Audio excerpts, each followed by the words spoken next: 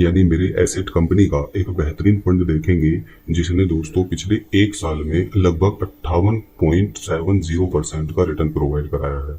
ये स्कीम दोस्तों मई 2019 में शुरू हुई थी, तो ज़्यादा पुरानी स्कीम नहीं है। और जैसा आप जानते हैं, मेरे के सभी फंड्स दोस्तों दूसरी एएमसीज के कंपैरिजन में अच्छा परफॉर्म करते हैं। तो इसके अंदर इस फंड के बारे में आज हम इस वीडियो में डिस्कस करेंगे। ओवरऑल जो इसका रिटर्न है वो 33.01% है और पिछले 6 महीने का इसका रिटर्न 16.01% है। पिछले एक महीने का रिटर्न 4.32% है। दोस्तों मेरे के इस फंड का नाम है मेरे एसेट फोकस्ड फंड। सबसे बड़ी बात यह है दोस्तों कि अगर आप इस फंड के अंदर इन्वेस्टमेंट करेंगे तो आपका जो इन्वेस्टमेंट होगा वो डायरेक्ट वे में होगा। डायरेक्ट वे में ही करने में दोस्तों हमें ज़्यादा फायदा होता है कि अगर आप किसी एजेंट के थ्रू किसी भी फंड के अंदर इन्वेस्टमेंट करते हैं तो आपकी फंड की ग्रोथ से थोड़ा सा पार्ट यानी कि 1.5-2% के बीच में वो एजेंट कमीशन के रूप में चला जाता है। तो जब भी आप इन्वेस्टमेंट करें तो आपको डायरेक्ट ही इन्वेस्टमेंट करना है। अब दोस्तों इस फंड के बारे में हम इससे जुड़ी हुई सारी जानकारी देखेंगे, कैसे इसके अंदर इन्वेस्ट किया जाता है इसके बारे में भी देखेंगे। साथ ही साथ अगर हम इसके अंदर एक साथ 1 लाख रुपए का इन्वेस्ट करें तो हमें ये फंड कितना रिटर्न दे सकता है, या आने वाले टाइम में दोस्तों अगर हम इसके अंदर छोटा छोटा अमाउंट मिनिमम 1000 रुपये जो आप इसके अंदर इन्वेस्ट कर सकते हैं और मैक्सिमम जितना चाहें आप उतना इन्वेस्टमेंट कर सकते हैं। तो 1000 रुपये या 2500 रुपये या 3000 रुपये या उससे ज़्यादा अमाउंट अगर हम इन्वेस्ट करते हैं तो कैलकुलेटर पर कैलकुलेट करके भी देखेंगे कि हमें कितना रिटर्न और कितने टाइम पीरियड के बाद में बढ़कर मिल जाएगा। तो सबसे पहले मैं आपको इस फंड के बारे में बेसिक जानकारी बता दूं। जैसे इस फंड की जो एनएवी है वो 18.98% है। मिनिमम आप इसके अंदर 1000 रुपये, और अगर आप लमसम में इन्वेस्टमेंट करना चाहते हैं तो लमसम में आप इसके अंदर एक साथ 5000 रुपये का इन्वेस्टमेंट कर सकते हैं और मैक्सिमम की कोई लिमिट नहीं है, जितना चाहें आप उतना पैसा जमा कर सकते हैं। मतलब एक साथ 50,000 रुपये, 1 लाख रुपये या उससे ज़्यादा का अमाउंट भी आप जमा कर सकते हैं। फंड साइज इस फंड का दोस्तों 7000 करोड़ के आसपास है। ये कंपनी दोस्तों किन कंपनीज के अंदर अपना पैसा इन्वेस्ट करती है, यानी इनकी इस फंड की जो होल्डिंग है वो किन किन कंपनीज के अंदर है, जैसे इन्फोसिस के अंदर HDFC Bank, ICICI Bank, Reliance Industry, Axis Bank, Maruti Suzuki, Bharti Airtel, Muthoot Finance, Bharat Electronic, JK Cement जैसी कंपनीज के अंदर ये अपने पैसे को इन्वेस्ट करते हैं। दोस्तों इस फंड का नाम जैसे मैंने आपको बताया था मेरे एसेट फोकस्ड फंड है। तो इसके अंदर ये एक इक्विटी कैटेगरी का फंड है। तो इसके अंदर दोस्तों रिटर्न और रिस्क दोनों होते हैं, क्योंकि इक्विटी फंड के अंदर हमें अच्छा खासा रिटर्न भी देखने को मिलता है, लेकिन डेट के कंपैरिजन में जो डेट म्यूचुअल फंड्स होते हैं उनके कंपैरिजन में रिस्क भी थोड़ा सा ज्यादा होता है। अब मैं आपको लेकर चलता हूं दोस्तों कैलकुलेटर पर। सबसे पहले हम देखेंगे कि अगर हम इसके अंदर लमसम इन्वेस्टमेंट करें तो ये फंड हमें कितना रिटर्न प्रोवाइड करा सकता है। जैसे अभी इस फंड का हमने ओवरऑल रिटर्न जो देखा है वो 33% है। तो हम 33% रिटर्न ना मानकर, मान लीजिए हम ये मानकर चलते हैं कि ये आगे आने वाले 5 साल 10 साल या उससे ज्यादा के समय में ये 20% का रिटर्न ही मेंटेन कर लेता है। अगर आज हम इसके अंदर मान लीजिए 50,000 रुपये का इन्वेस्टमेंट करते हैं तो 20% रिटर्न के हिसाब से 10 साल में हमारा 50,000 रुपये बढ़कर दोस्तों 3,09,500 रुपये के आसपास हो जाता है। अब इस टाइम पीरियड को बढ़ाकर अगर मैं 15 साल कर देता हूं तो इन्वेस्टमेंट तो हमारा वही रहा 50,000 रुपये, लेकिन जो हमारे फंड की वैल्यू हो जाएगी वो दोस्तों बढ़कर हो जाती है 7,70,000 रुपये। 20 साल के टाइम पीरियड की अगर हम बात करें तो 50,000 रुपये की वैल्यू 20% रिटर्न के हिसाब से 19,16,000 रुपये के आसपास हो जाती है। और अगर हम इसको बढ़ाकर कर देते हैं दोस्तों 25 साल, तो 25 साल में हमारा 50,000 रुपये बढ़कर 47,69,000 रुपये के आसपास हो जाता है।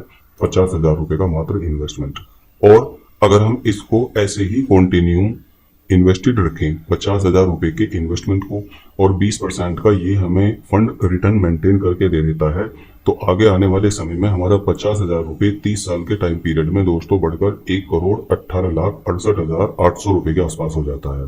तो ये होता है दोस्तों एक साथ किसी भी म्यूचुअल फंड के अंदर इन्वेस्टमेंट करने के बाद में अगर आप उसे होल्ड करते हैं लंबे पीरियड के लिए तो आपको कंपाउंड इफेक्ट का असर देखने को मिलता है। अब दोस्तों अगर हम बात करें इसके एसआईपी पैटर्न की, मान लीजिए आप इसके अंदर इन्वेस्टमेंट करते हैं हर महीने 3,000 रुपये का। आप मिनिमम 1,000 रुपये का भी कर सकते हैं, उससे ज्यादा का भी कर सकते हैं, लेकिन मैं यहाँ पर 3,000 रुपये का एक आइडियल प्राइस लेकर चल रहा हूँ कि 3,000 रुपये महीने आप सेविंग करके इस फंड के अंदर इन्वेस्टमेंट करते हैं। तो 3,000 रुपये का इन्वेस्टमेंट 20% का ही रिटर्न हम मानकर चलते हैं। तो अगर हम देखें तो 10 साल में हमें कितना रिटर्न मिल जाएगा। टोटल पैसा जो हम जमा करेंगे वो 3,60,000 रुपये होगा, 3,000 रुपये हर महीने से। लेकिन जो पैसा हमें बढ़कर मिलेगा वो 7,87,000 रुपये होगा। और फाइनल अमाउंट जो हमारा हो चुका होगा, जो हमने इन्वेस्ट किया और जो हमें एस्टिमेटेड रिटर्न्स मिले, तो वो होगा दोस्तों 11,47,000 रुपये के आसपास। अगर हम इसी इन्वेस्टमेंट को दोस्तों 15 साल तक कंटिन्यू रखते हैं, तो अब हमारा जो इन्वेस्टमेंट होगा 15 साल में 3,000 रुपये हर महीने के हिसाब से, और 20% का ये फंड हमें रिटर्न दे देता है, तो 5,40,000 रुपये आपका टोटल इन्वेस्ट होगा। लेकिन जो पैसा आपका बढ़ेगा वो 28,62,000 रुपये के आसपास होगा, और 34 लाख रुपए टोटल आपका जो फंड वैल्यू है उसकी हो चुकी होगी। अब जैसे जैसे आप इस टाइम पीरियड को बढ़ाएंगे दोस्तों, 20 साल में यही हमारा पैसा बढ़कर हो जाता है 94,84,000, और 21 साल में ये दोस्तों हमारा 3,000 रुपए की SIP 20% रिटर्न के हिसाब से 21 साल में 1 करोड़ रुपए में कन्वर्ट हो जाती है। यानी टोटल इन्वेस्टमेंट इस स्थिति में हमारा 7,56,000 रुपये होगा, लेकिन जो पैसा हमें बढ़कर मिलने वाला है वो 1,08,49,000 रुपये होगा, और इन दोनों अमाउंट को मिलाकर फाइनली जो हमें मिलेगा वो 1,16,05,000 रुपये के आसपास होगा। अब इसको बढ़ाकर अगर आप 30 साल तक कंटिन्यू रखते हैं तो आपका ये 3,000 रुपये महीने की SIP 7 करोड़ रुपए में कन्वर्ट हो जाती है। अब मान लीजिए ये अगर फंड हमें 20% का रिटर्न भी ना देकर इससे कम का भी रिटर्न देता है, मान लीजिए 15% का भी रिटर्न देता है, तो भी टोटल 10 लाख रुपए का आपका इन्वेस्टमेंट होगा। 15% रिटर्न के हिसाब से 30 साल में जो हमें पैसा मिलेगा वो 2,10,00,000 रुपए के आसपास होगा।